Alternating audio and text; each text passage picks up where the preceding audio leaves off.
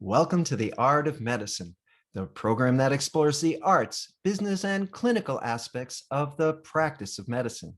I'm Dr. Andrew Wilner, and my guest today is Dr. Jason Collier. Welcome, Dr. Collier. Thanks. Dr. Collier, you are a dental surgeon in Memphis, Tennessee, in private practice. And by way of disclosure, you're my dentist. And I have to say that because even though we've spent a fair amount of time together, most of our conversations have been, pretty much one way. Either I've had a mouthful of tools or I've been under anesthesia. So this is actually a rare opportunity to kind of have a back and forth.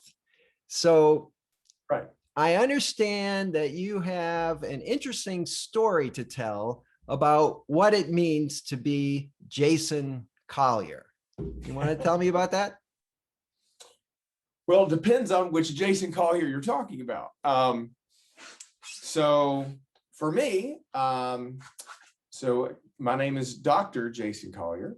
I have a dental implant practice in Memphis, Tennessee. I've been in practice here about 12 years, I believe it is, 12, 13 years now. Have 4 children, single father, own the practice here. And so just kind of have my little groove, have my thing going.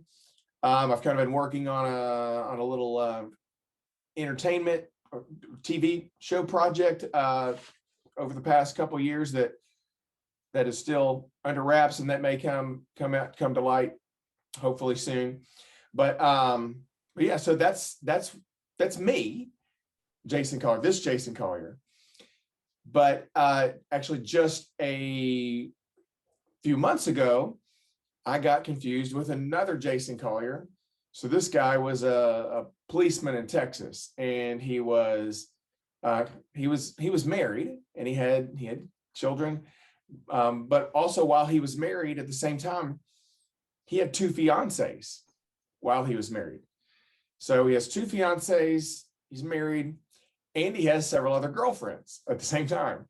So this guy's a busy guy.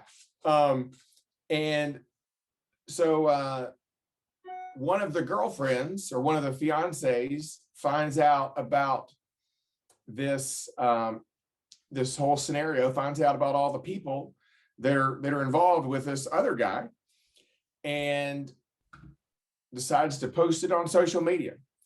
And so it goes viral, and Nancy Grace picks up the story, makes it go international.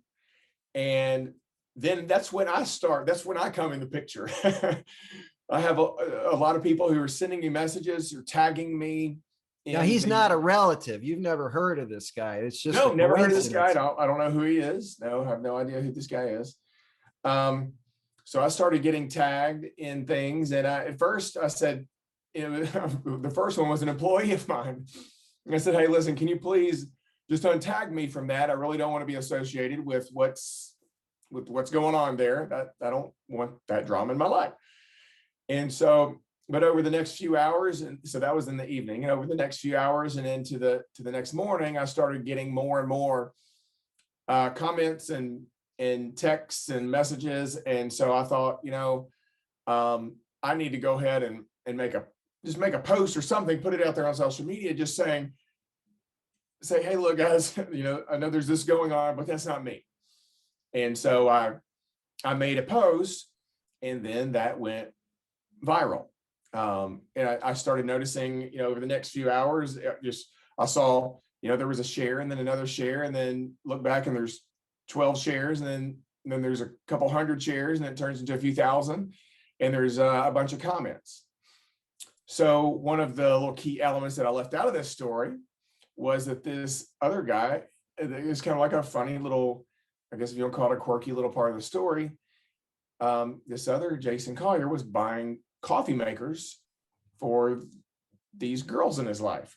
Apparently it was espresso machines or something, but he was, my understanding is he was giving all of them the same thing.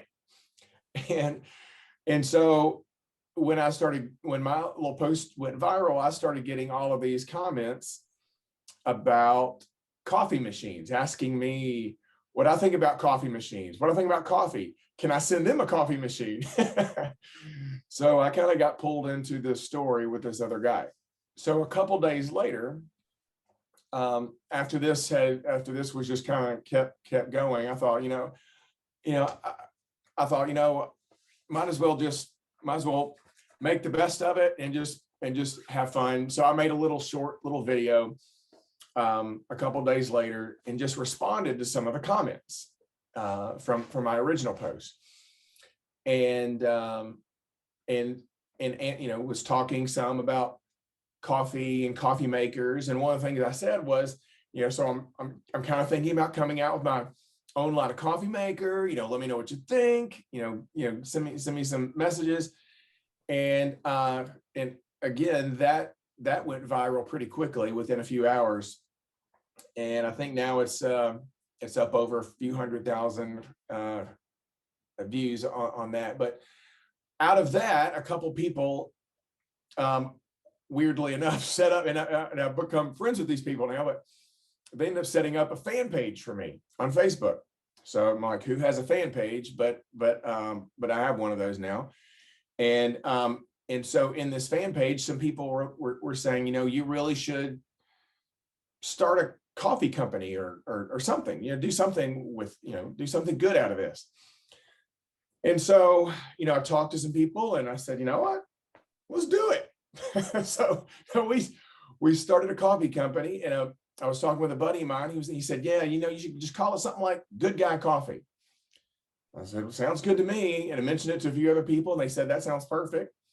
So we have a coffee company called GoodGuy Coffee, and we decided to give all of the profits to charity. So all of our profits that are coming in are going to be going to 7 different charities. So you can feel doubly good when having a cup of coffee. Not only does the coffee taste good, but you're giving something to charity at the same time.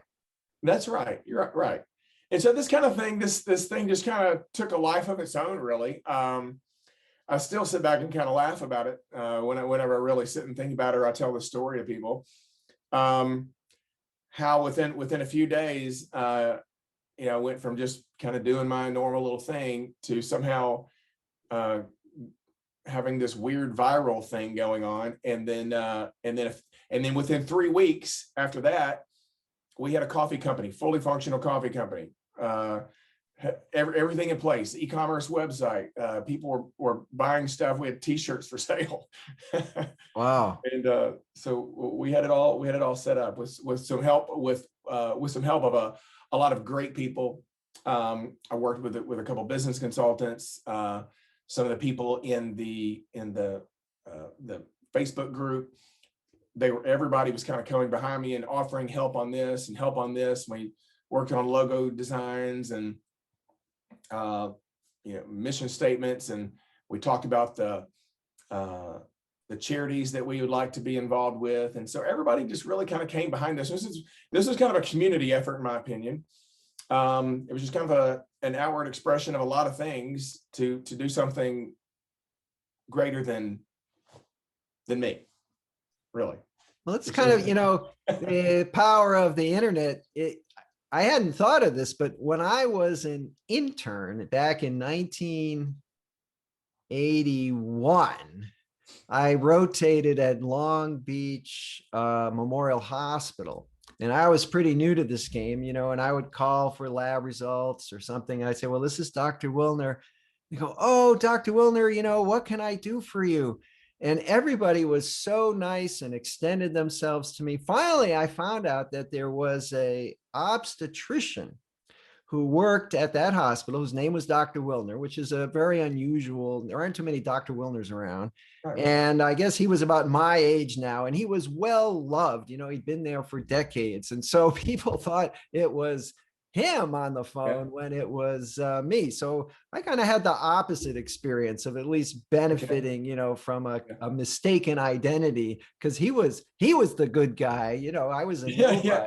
And you were the new guy. And I was the new guy. So that was very nice. But, we had no internet back then. So now this other Jason Collier, and you two became confused. And all of a sudden, you're famous on the web. So you've been able to channel all that attention into a new company for charitable purposes. That's pretty interesting. Yeah. You know, I've always kind of taken the way I try to look at things, you know, there's going to be negative things that come into my life that have come into my life all throughout my life. And I haven't always done this perfectly, but you know, and I try to teach my kids this. So I have 4 children. I try to teach my kids, instill in them, you know, when something comes into your life, you have 2 options, really, two general options. You can look at the negatives in that instant, or you can look at, okay, what are the positives? There's something positive here. And I tell this story to my kids. So I used to not like apples. Ever since I was a kid, I never liked them. While all my friends loved apples, and they'd eat apples and peanut butter and apples and honey and apples and, you know, and all this other stuff, I just never could get over the taste of apples. I hated them. And so when I was a young adult, I thought, you know what, somebody gave me an apple for Christmas, and it was somebody that I respected and I liked. And I was like, you know what, I'm going to eat this apple, and I'm going to look at what is it in this apple that people like. What is it that people like about these apples? So I took a bite of it, didn't like it. still hated the apple, but I just had in my mind, okay, what is it? What is the people like? Okay, I can taste some sweetness. I can taste some, you know, it's juicy and okay, and it's kind of crunchy. I still don't like it, but I still can't get over the whole texture of it. But I kept looking at, okay, what is it that people like about it? So I got to the end of the apple, and guess what?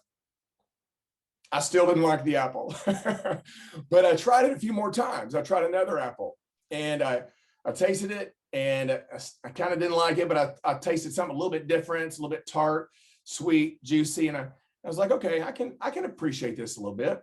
After 2 or 3 more, I began to develop a taste for apples, but it was because I was looking for the positives in a situation rather than focusing on the negatives, and I brought something new and good into my life. And I kind of try to take that, I guess, in a lot of circumstances, and I try to look more at the positives, and did the same thing in this situation. What can I do to spin this, turn it into something good? Like going to the dentist. It's like, that's right. How can I make this into a positive experience, right? That's right. It's I mean, you can look at the negatives. There's a lot of negatives. I mean, you know, I'm not going to lie, you know, but there's also, I mean, there's a lot of positives too, you know. Yeah, I can chew much better now. Thank you. Good. Yeah, you're welcome. I'm glad. So if I was interested in finding this Good Guy Coffee, where do I go look? So we have a website. So right now, as of right now, we've only been in business for, I think, 3 months. So we're strictly right now, we are online, and our website is www.goodguy.coffee. Goodguy.coffee. Most people don't know that you can have a website that ends with .coffee, but we have one. So it's www.goodguy.coffee, and we're on Instagram. Oh, so there's no .com at the end. There's no .com. So coffee is its own domain. Okay. That's right. I like that. So that's what sets us apart. Goodguy.coffee. No, well, that's pretty easy. Our coffee it's all fair trade coffee. It's fully organic coffee. So, you know, we're working with farms and farmers that pay a fair wage to their to the other farmers on the farm, as opposed to some of the farms are a little bit more close to, I don't want to say slave labor, but underpaid, not very well treated. Does it come from any particular place in the world? Currently, we're getting coffee from Guatemala. Okay. And so Guatemala is pretty well known for having some of the best coffee in the world. And I've had a number of people try our coffee, including the news team at Birmingham News. And several of the people on their team said that this is the best coffee that they've ever tried. So, and I've heard that from a number of people. And I really enjoy my coffee, but I kind of think, well, am I just biased? But it really is a fantastic coffee. So you should try some at www.goodguy.coffee. Now, But one we're last also on thing Instagram. on Instagram. Instagram at goodguy.coffee also. So if you forget the website, you can look at our Instagram. One more question I had was, how did you choose the charities? Why those particular charities? That's a great question. And I have a list of those charities on our website, and anyone can obviously go on our website and check that out. By the way, this is what our bag of coffee looks like. And that's what we designed in just a couple weeks. And so how did we come up with the charities? It all came from the little fan page group on Facebook. And the group is Jason Collier, the Good Guy. Again, I didn't set this up. Somebody else did.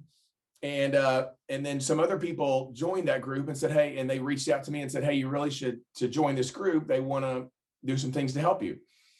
So I joined the group too. So it really came out of there. When we started talking about the coffee company and the name and the logos, and we talked about, we're going to be giving all profits to charity.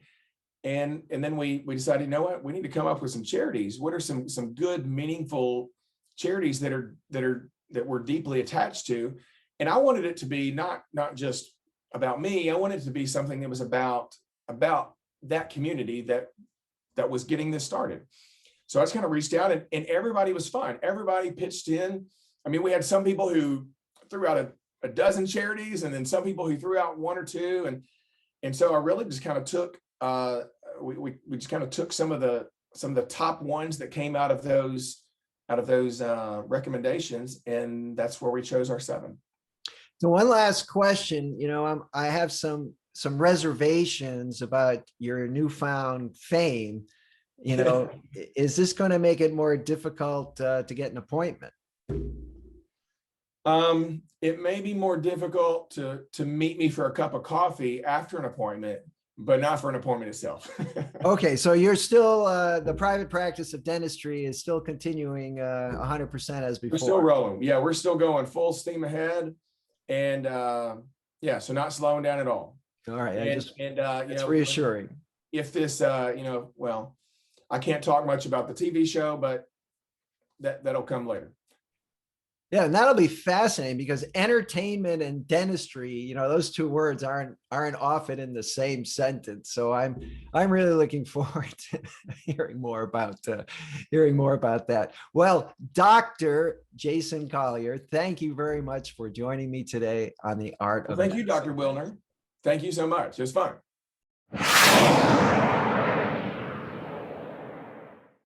This program is hosted, edited, and produced by Andrew Wilner, MD, FACP, FAAN.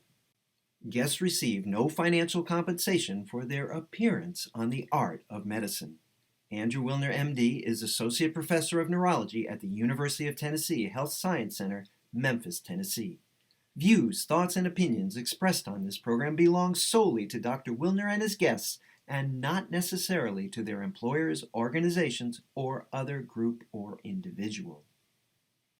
While this program intends to be informative, it is meant for entertainment purposes only. The Art of Medicine does not offer professional financial, legal, or medical advice. Dr. Wilner and his guests assume no responsibility or liability for any damages, financial or otherwise, that arise in connection with consuming this program's content. Thanks for watching. For more episodes of The Art of Medicine, please subscribe.